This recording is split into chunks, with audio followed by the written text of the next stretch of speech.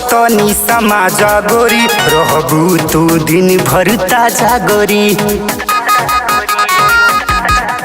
लेल भोरवे कतनी समाजा गोरी रहबू तू दिन भर ताजा गोरी पीला प्यार वाली जूस कर दो हमारा के खुश पीला प्यार वाली जूस कर दो हमारा के खुश तनी धरे दो हमारा के पाजा गोरी हाँ पाजा गोरी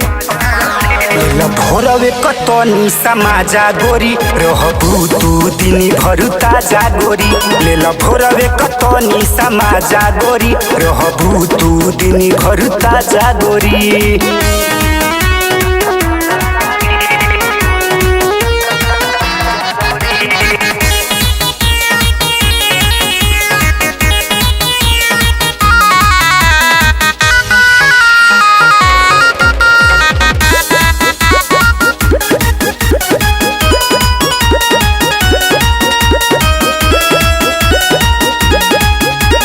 करीला तोहसे इहे निहोरा आवो न मुडू बना दहो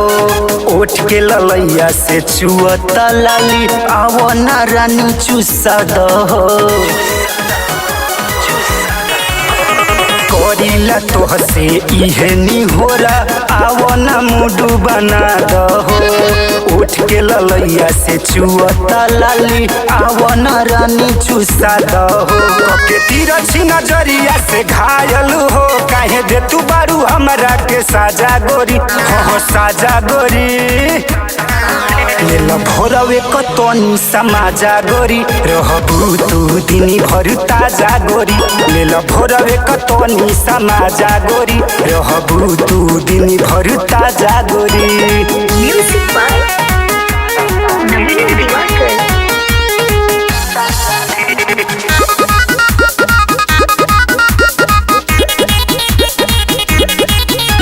लूट के लहरिया जाए के बहरिया आवो धर दया कवरी में निर्मोही के तू ना राजू जनी कर ए रानी सुन भोर हरिया में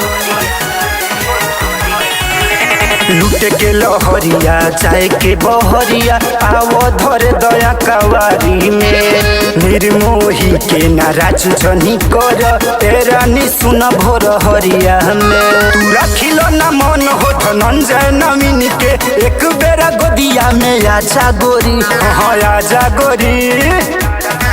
लेल भोरवे कतनी समाजा गोरी रहबू तू दिन भर ताजा गोरी लेल भोरवे कतनी समाजा गोरी रहबू तू दिन भर ताजा गोरी।